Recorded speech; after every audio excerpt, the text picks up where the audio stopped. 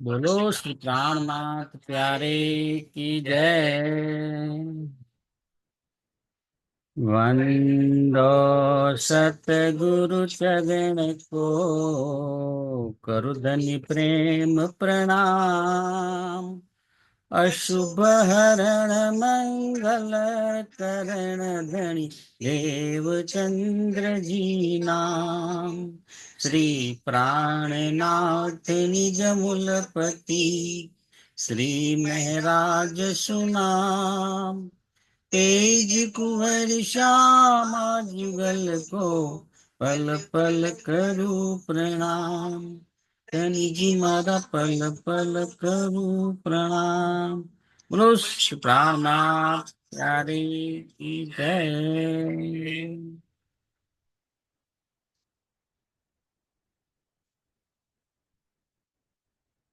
चर्चा प्रारंभ होत है,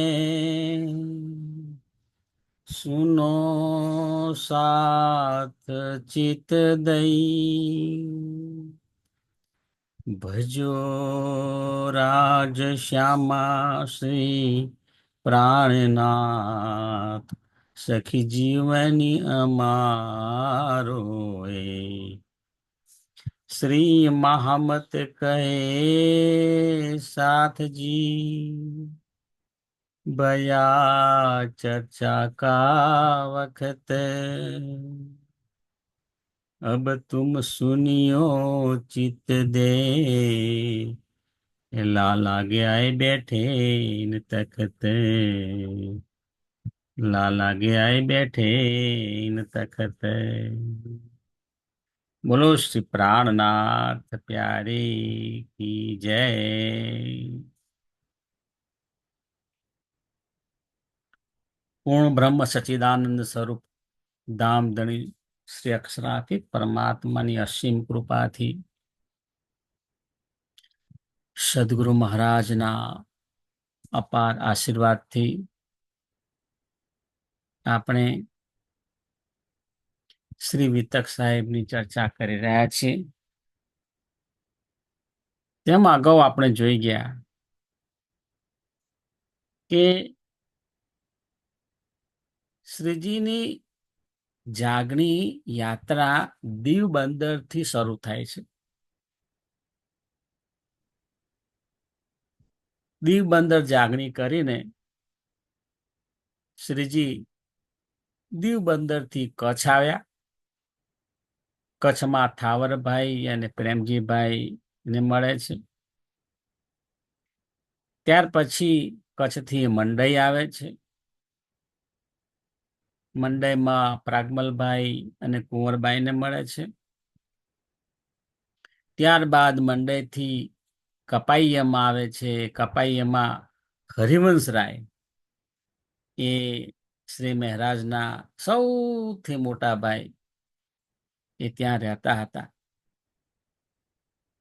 તેમના ઘરે જાય છે. બધે એક દિવસ રહે છે. ત્યારબાદ કપાઈએથી ભોજનગરમાં આવે છે. ભોજનગરની અંદર વૃંદાવનદાસજી ને મળે છે. વૃંદાવનદાસજી કોણ? કે ધનશ્રી દેવચંદ્રજી જ્યાં ગયા હતા ભોજનગરમાં, અને તે વખતે હરિદાસજી સાથે સેવા અને સત્સંગ થયો હતો. એમના પુત્ર છે આ વૃંદાવનદાસજી, એમને મળે છે. અને ત્યારબાદ ભોજનગરથી શ્રીજી નલિયા આવે છે. નલિયાથી ઠઠ્ઠાનગર શ્રીજી 3 વખત આવ્યા.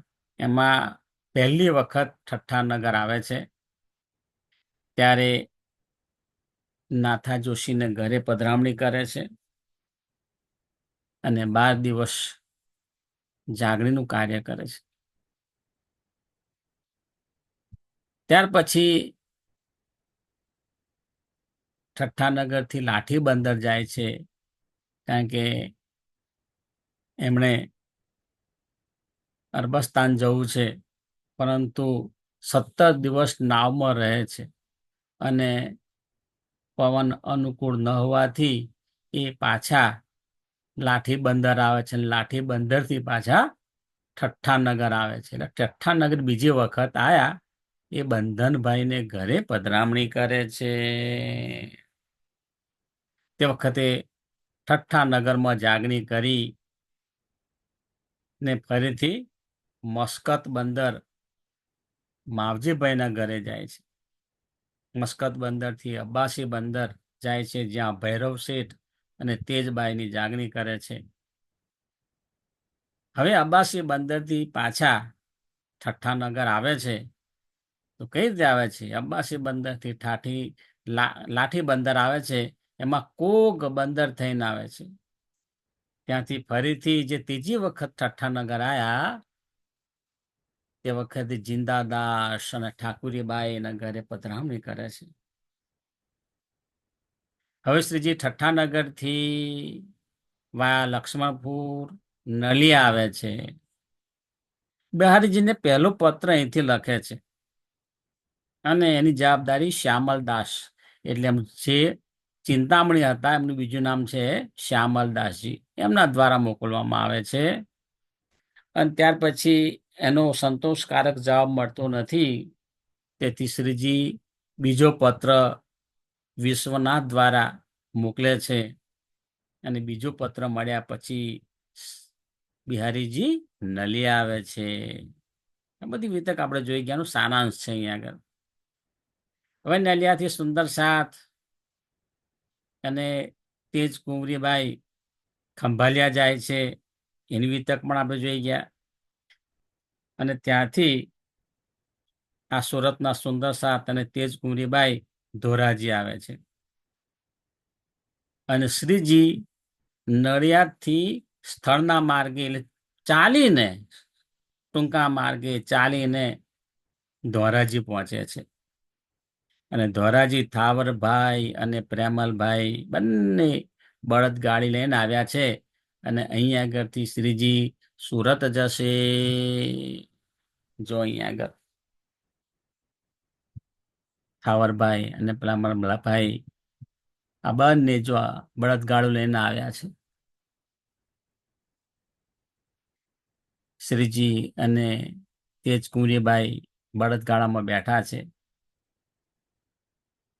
અને વિક્રમ સંવત 1729 શ્રીજી સુરત પહોંચે છે. અહીં આગળ બતાવ્યું છે. બધા સુંદર સાથ આજુબાજુ બેઠા છે અને એમની ચર્ચા સાંભળે છે. અને એ સુરતની અંદર આ બંનેની વિતક આવશે. આ એક અમીર સુંદર સાથ છે ને ગરીબ સુંદર સાથ છે. એમની કેવી વિતક છે એ પણ આપણે અહીંયા આગળ જોવાની છે. તો અહીંયા આગળ જોઈએ, શ્રીજી ધોરાજીથી ઘોઘા આવે છે. અને ધોરાજીથી ઘોઘા આવે ને તો 10 દિવસની મુસાફરી છે. સુંદર સાથજી એ બળદગાડાની અંદર એ બેઠા છે, તો 10 દિવસ તો મુસાફરીમાં ગયા. પછી ઘોઘા 3 દિવસ રહે છે. ત્યાંથી સુહાલી આવે છે, ને સુહાલીથી સુરત આવે છે. હવે સુરતમાં આવ્યા શ્રીજી, એમની સાથે સુંદર સાથ પણ છે. તો સૌ પ્રથમ સુરતમાં આવ્યા ને તો સુરતમાં સૈયદપુરમાં ભગવાન નાયકની શેરીની અંદર આ મોહનદાસ અમીન કરીને એક રહેતા હતા. એ જે સુંદર સાથ ધનસિંહ દેવચંદ્રજી દ્વારા જેમને જાગણી કરી હતી, તો સીધા ત્યાં જ જાય છે મોહનદાસ અમીન. હવે મૂળભૂત મોહનદાસ અમીન છે ને એ વલ્લભાચાર્ય સંપ્રદાયના હતા. એટલે સ્વાભાવિક છે એમનું જે વર્તુળ જે છે, એમના મિત્રો છે, એમનો પરિવાર છે, એ બધા વલ્લભાચાર્ય સંપ્રદાયમાં માનનારા હતા. હવે શ્રીજી તો ત્યાં ગયા. હવે શ્રીજીનું કામ શું છે?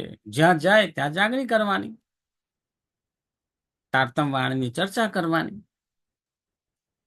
ત્યાં શ્રીજીએ શ્રી કૃષ્ણ ત્રિધા વિસ્તારથી સમજાવી. કારણ કે ઘણા બધા વખતે મુસાફરી કરી છે અને સુરતની અંદર આ સ્થાન મળ્યું અને એમને સાંભળવા માટે બધા જે આયા સુંદર તેમાં વલ્લભાચાર્ય સંપ્રદાયના વધારે ભક્તો હતા. અને શ્રીજીએ તો ત્રિધા લીલા બહુ જ વિસ્તારથી સમજાઈ. કૃષ્ણ કૃષ્ણ સબ કોઈ કહે ભેદ ન જાને કોઈ, એક કૃષ્ણ વૈકુંઠ કા દૂજા હે ગૌલોક, અસલ કૃષ્ણ ધામ અખંડ કા કહત પુરાણ વિવેક. સંપૂર્ણ સવિસ્તાર સમજાયું. હવે સ્વાભાવિક છે કે વલ્લભાચાર્ય મતના જે વૈષ્ણવો આવ્યા હતા એમને તો લાગ્યું કે આ તો અમે જે માનીએ છીએ એનાથી બહુ આગળની વાત કરે છે. હવે ખરેખર તકલીફ ક્યાં થાય છે કે તત્વજ્ઞાનને સમજવાને બદલે, સત્ય જ્ઞાનને સમજવાને બદલે વ્યક્તિ પોતાના અહમ ઉપર આ વાત લઈ લે કે અમની આ વાત આપણે માનીશું તો પછી આપણા સંપ્રદાયને કોઈ માનશે નહીં. એટલે એમને ગમ્યું નહીં. એને ગમ્યું નહીં ને એટલે એ જેમને ઉતારો આપ્યો છે મોહનદાસ અમીન, એને બધા ઠપકો આપશે. ભાઈ આ નવી નવી વાત ક્યાંથી શોધી લાવ્યા છે. હવે અગાઉ પણ આપણે વલ્લભાચાર્ય શબ્દ આવી ગયો છે 2 વખત. એ અહીંયા આગળ મહારાજજી કહે છે કે એક વખત ભોજનગરની અંદર, યાદ છે? ભોજનગરની અંદર ધણીશ્રી દેવચંદ્રજી 14 વર્ષ સુધી નિષ્ઠાબંધ ભાગવત સાંભળતા હતા. ના, ભોજનગરની અંદર તો હરિદાસજી, બરાબર, હરિદાસજીને ત્યાં એ સેવામાં સખી ભાવે સેવા કરતા હતા. એ પણ વલ્લભાચાર્ય સંપ્રદાયના હતા. અને જામનગરની અંદર પણ જ્યારે ગયા ને તે વખતે જે 14 વર્ષ નિષ્ઠાબંધ ભાગવત સાંભળી એ કાનજી ભટ્ટ એ પણ વલ્લભાચાર્ય મતના હતા. તો પાયામાં તો વલ્લભાચાર્યનો મત છે જ. એ પાયાના સાથે લઈ શ્રીજી આગળની વાત કરે છે. અને ત્રીજી વખત અત્યારે આ મોહનદાસ અમીન એમના ઘરે ઉતારો આપ્યો છે. એ પણ આખો પરિવાર એમનો વલ્લભાચાર્ય સંપ્રદાયને માનનારો છે. ક્યારેક આવી કટોકટી ઊભી થાય છે તો થયું શું હવે કે બધા વૈષ્ણવો મોહનદાસને ઠપકો આપવા લાગ્યા. એ બધા ઠપકો આપે છે એટલે સ્વાભાવિક છે કે શું થયું, મોહનદાસને કંઈક તે વખત આત્મવાણી તો આવી નથી. એમના આત્મા જાગૃત પણ નહોતો થયો. શ્રીજીની બાહ્ય ઓળખ હતી અને બધા ઠપકો આપવા લાગ્યા એટલે મોહનદાસ અમીનનું મન પાછું પડ્યું. એટલે એ ભાવથી હવે સાંભળતા નથી. એટલે શ્રીજીને પણ લાગ્યું કે આ મોહનદાસજીનું મન હવે પાછું પડે છે. હવે આવા જ વખત એમની બાજુમાં શિવજીભાઈ રહેતા હતા. હવે શિવજીભાઈ શ્રીજીને ઓળખ થઈ ગઈ હતી અને આ વાતાવરણથી પણ વાકેફ હતા.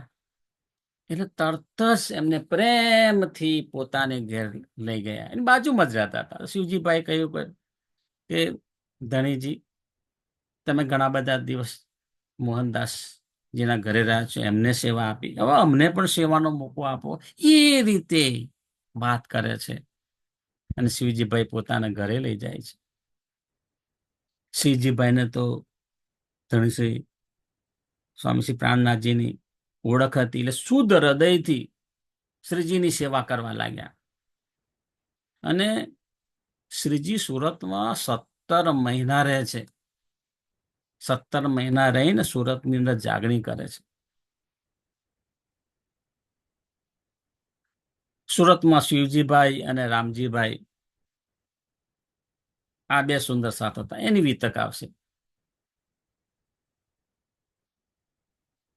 હવે શું હતું કે આ બંને શિવજીભાઈ અને રામજીભાઈ અગાઉ તેમણે સદગુરુ શ્રી દેવચંદ્રજી પાસેથી તારતમ લીધો હતો, પણ ત્યાર પછી જાગણીનો અભાવ, ચર્ચાનો અભાવ ને એને લીધે માયાની અંદર ડૂબી ગયા હતા. હવે સ્વામી શ્રી પ્રાણનાથજી આવ્યા અને એમની ચર્ચા સાંભળી અને આ બંનેનો આત્મા જાગૃત થાય છે.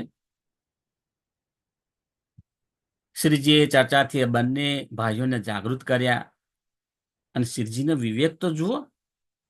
હા, તમે જાગૃત થયા છો, તમારે તારતમ પણ લેવાનું છે, પણ એ પહેલા જામનગરમાં જાઓ, શ્રી બિહારીજીના આશીર્વાદ લઈને આવો. કારણ કે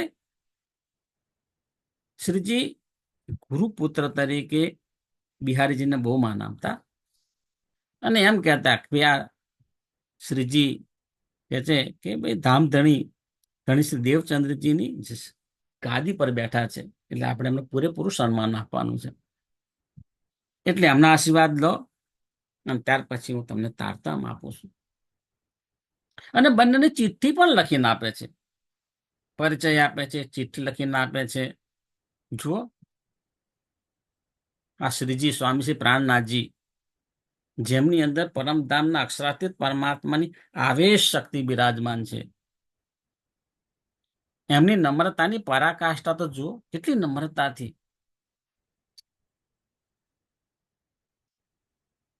બિહારીજીને પત્ર લખે છે.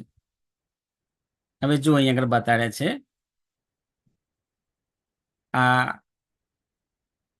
રામજીભાઈ છે, ગરીબ પરિવારમાંથી આવે છે, અને શિવજીભાઈ છે, ઘોડા પર જાય છે, એ અમીર પરિવારમાંથી આવે છે. હવે થાય છે શું કે બિહારીજી તો જે અમીર આવે એમને બહુ માન સન્માન કરતા, કારણ કે એમના તરફથી એમને ભેટ સોગાદો મળતી, અને જે ગરીબ હોય એનું કોઈ ભાવ પૂછતા નહીં. આ ખોટું છે, બિલકુલ ખોટું છે.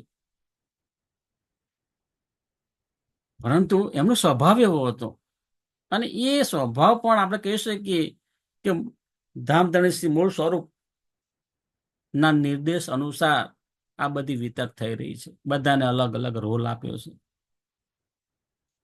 તો આ રામજીભાઈને બિહારીજીનો બહુ કડવો અનુભવ થાય છે. શું થાય છે જોઈએ આગળ. હવે આ બંનેની ચિઠ્ઠી લખીને આપી. પ્રથમ શિવજીભાઈ બિહારીજીને મળવા જાય છે, ઘોડા પર બેઠા, અને ઘોડો સવારે નીકળ્યા, બપોર સુધીમાં પહોંચી ગયા. જઈને એમણે બિહારીજીને પ્રણામ કર્યા. બહારથી એમના જે સેવકો હોય એ સેવકોએ કહ્યું કે હા, આ બહુ કોઈ અમીર લાગે છે.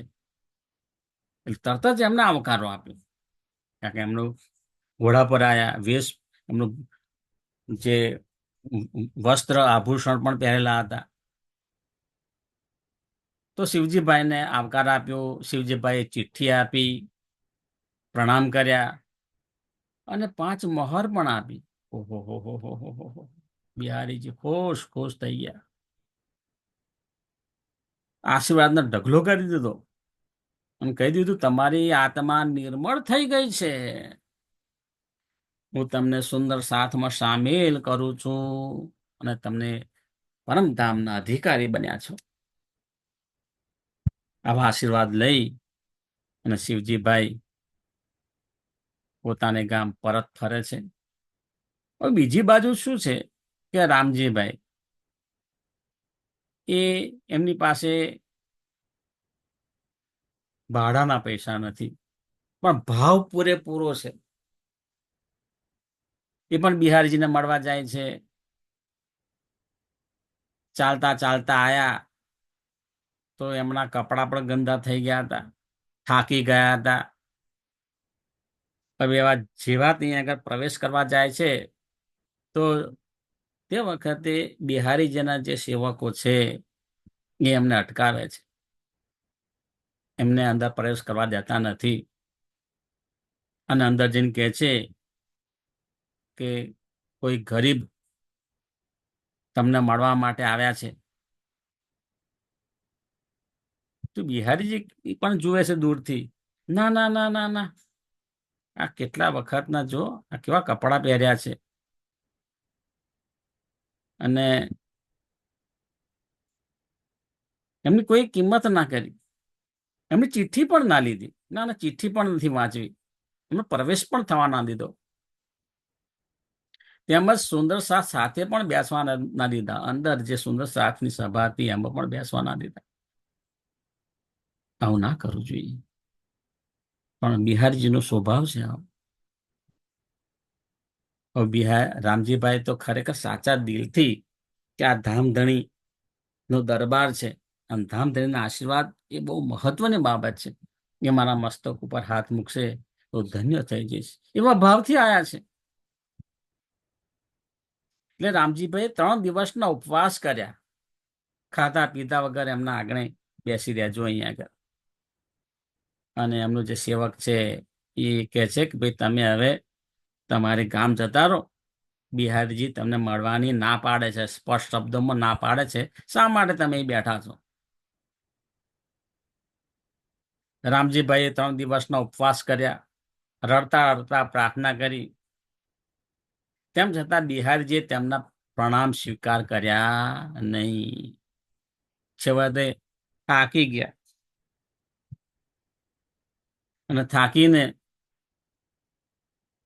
સ્વામી શ્રી પ્રાણનાથજીના ચરણોમાં આવે છે, પ્રણામ કરે છે અને બધી હકીકત કહી કે આવું આવું થયું. હવે આ ઘટનાની સાથે જ સ્વામી શ્રી પ્રાણનાથજીને અગાઉની ઘટનાઓ પણ યાદ આવી જાય છે કે બિહારીજીને આવી અલગ 2 ઘટનાઓ હતી અને આ ત્રીજી ઘટના થઈ, અને એનાથી બિહારીજી નો કઠોર સ્વભાવ છે એનો પરિચય થાય છે અને શ્રીજીનું ઘણું દુઃખ થાય છે. 3 ઘટનામાં એક ઘટના ફૂલબાઈનો દેહ ત્યાગ. બિહારીજીના કઠોર નિર્ણય સામે શ્રીજી ફૂલબાઈને મળવા ગયા નહીં, અને ફૂલબાઈએ અન્ન જળનો ત્યાગ કર્યો અને પછી એમનો દેહ ત્યાગ થયો. એ જામનગરની ઘટના. ત્યાર પછી બીજા ક્રમાંકની અંદર ધારાભાઈને નિષ્કાસિત કર્યા. એમને સાથમાં લેવા માટે શ્રીજી એક બહુ જ વિનંતી કરી, તેમ છતાં પણ સહેજ પણ વાત એમની સ્વીકારી નહીં. અને ત્રીજી ઘટના આ રામજીભાઈની, કે રામજીભાઈ 3 દિવસ સુધી તેમના મંદિર આગળ, મંદિર જ કહેવાય ને, મંદિર આગળ બેસી રહ્યા, પરંતુ બિહારીજીએ એમના પ્રણામ સ્વીકાર ન કરે. આમ 3 વખત શ્રી બિહારીજીના કઠોર સ્વભાવનો પરિચય થાય છે. શ્રીજીને દુઃખ થાય છે. અહીંયા આગળ વિતક સાહેબની અંદર પણ બહુ ઊંડાણમાંની અંદર રજૂઆત કરેલી છે. ભાઈ રામજીભાઈ ગરીબ હતા, પગપાળા ચાલીને સુરતથી નવતનપુરી પહોંચ્યા. બિહારીજીને ચિઠ્ઠી આપી. બિહારીજી ચિઠ્ઠી સ્વીકારી નહીં અને અંદર પણ પ્રવેશ ના કરવા દીધો. રામજીભાઈ રડતા રડતા અનેક વખત વિનંતી કરી. 3 દિવસ સુધી ભૂખ્યા તરસ્યા ત્યાં બેસી રહ્યા, તેમ છતાં સહેજ પણ દયા ના આવી. બિહારીજીએ તેમને અંદર આવવાની આજ્ઞા આપી નહીં અને નિરાશ થઈને પાછા ફર્યા, અને પાછા આવીને શ્રીજીને એ ચિઠ્ઠી આપે છે, એને સઘળી વિતક કહે છે. રામજીભાઈની દુઃખદ કથની સાંભળી શ્રીજીને ખૂબ ખૂબ ખૂબ દુઃખ થાય છે. હવે રામજીભાઈને ખૂબ આશ્વાસન આપે છે કે સહેજ પણ તમે ચિંતા ના કરતો, બરાબર, તમે સુંદર સાથમાં છો અને સુંદર સાથમાં રહેશો. પરંતુ શ્રીજીના મનમાં સંશય પેદા થયો કે બિહારીજી ગાદી પર બિરાજમાન થયા છે, પરંતુ સચ્ચિદાનંદ સ્વરૂપ શ્રી રાજ્ય મહારાજની સેજ પણ મહેર એમની પર હોય એવું લાગતું નથી. તો અગાઉ ખંભાળિયાના ધારાભાઈને પણ શ્રીજીએ પોતાની પાસે રાખ્યા. ક્યાં જાય આ સુંદર સાથ? આ તો એક બે ઉદાહરણ આપ્યા છે. એવા જેટલા પણ સુંદર સાથ જે છે એ ક્યાંય આશરો ના મળે તો એમના માટે એક જ આશરો છે, શ્રીજીના ચરણ, શ્રીજીના શરણે આવી જાય, શ્રીજીને પોતાનું જીવન સમર્પિત કરી દે અને ખરેખર એ સુંદર સાથ ધન્ય થઈ જાય છે. કારણ કે એમની અંદર શ્રી રાજજીના આવેશ શક્તિ છે અને શ્રીજીના આશીર્વાદ જેને મળે એને બીજું શું જોઈએ. તો ધારાભાઈને પણ પોતાની સાથે રાખ્યા, રામજીભાઈને પણ પોતાને ચરણોમાં સ્થાન આપ્યું. હવે આ વાત છે ને બિહારીજીને ખબર પડી જાય, કોઈ તો કહી દે, અને આવી વાત એમને ખબર પડે એટલે એમને દુઃખ થયું કે જેને હું સાથમાંથી કાઢું છું એને આ પોતાના એમને આશ્રય આપે છે. તો અહીં આગળ શ્રીજીનું દુઃખ જુદું છે અને બિહારીજીનું દુઃખ જુદું છે. બિહારીજી ગેર સમજતા છે કે શ્રીજી આવું શા માટે કરે છે. સુંદર સાથમાં પોતાનું માન પ્રતિષ્ઠા વધારવા માટે મારા હુકમથી ઉલટા ચાલે છે, આવી ગેરસમજ ઉપર. એટલે ભાઈ ધનશ્રી દેવચંદ્ર જે માર્ગ બતાવ્યો છે ને એ માર્ગે ચાલી રહ્યા છે, તમે એનાથી ઉલટા માર્ગે ચાલી રહ્યા છો. પણ બિહારીજી સાચી વાત સમજતા નથી અને મનમાં દુઃખ લઈને બેસી જાય છે. હવે સુરતની અંદર શ્રીજી ખૂબ જોરશોરથી જાગણી કરી રહ્યા છે અને એમાં આ બે શ્યામ ભટ્ટ અને ભીમ ભટ્ટ, જો આ બંને મિત્રો છે, આ શ્યામ ભટ્ટ છે અને આ ભીમ ભટ્ટ છે, બંને ખાસ મિત્રો હતા. ત્યાં બંને શ્રીજીના દર્શન કરવા માટે આવે છે અને મૂળ વાત એ કે આ બંને વેદાંતના ખૂબ ખૂબ જાણકાર હતા, પ્રખંડ વિદ્વાન કહી શકાય.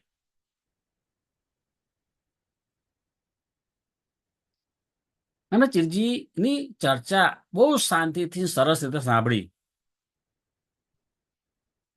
અને આ બંનેને ખૂબ પ્રેમથી આવકાર આપીને બેસાડ્યા. હવે ચર્ચા સાંભળીને હવે એમની પાસે મૂળભૂત જ્ઞાન તો હતું જ વેદાંતનું, એટલે શ્રીજીની શું કહેવા માંગે છે એ સમજ તેમને વાર લાગી નહીં. ભીમ ભટ્ટ અને શ્યામ ભટ્ટ બંને વેદાંતના જ્ઞાની હતા. 6 શાસ્ત્રમાંથી એક શાસ્ત્ર વેદાંતનું હોય છે. ખરેખર વેદાંતની અંદર પણ જોઈએ ને, અંદર બહુ સુંદર તત્વજ્ઞાન છે. હકીકતની અંદર ધર્મ કોને કહેવાય એ સમજવું હોય ને તો વેદાંત સમજવું જોઈએ. સાચો ધર્મ બતાવ્યો છે અને એને લીધે તેમનામાં આત્મતત્વ કરવાની ખોજ હતી જ, કે આત્મતત્વના પીપાસુ હતા. બીજું કે રાગ દ્વેષ રહિત હતા. એમને તો સાચું જ્ઞાન જ્યાં મળે ને સમર્પિત થઈને સાંભળતા. અહમ વૃત્તિ સહેજ પણ નહોતી હતી. તો રાગ દ્વેષ ક્યાંથી હોય? તેઓ શ્રીજીની ચર્ચા ખૂબ જ ધ્યાનથી સાંભળતા હતા અને શ્રીજી પણ જુઓ પ્રત્યેક ગ્રંથનો સંદર્ભ આપીને ચર્ચા કરતા. પ્રત્યેક ગ્રંથ, જગતના જેટલા ધર્મો છે એ તમામ ધર્મોના જે ગ્રંથો છે એનો સંદર્ભ આપીને ચર્ચા કરતા. તેથી સૌ શ્રોતાગણ આશ્ચર્યચકિત થઈ જતા, અરે શ્રીજી દરેક બાબતનું જ્ઞાન છે.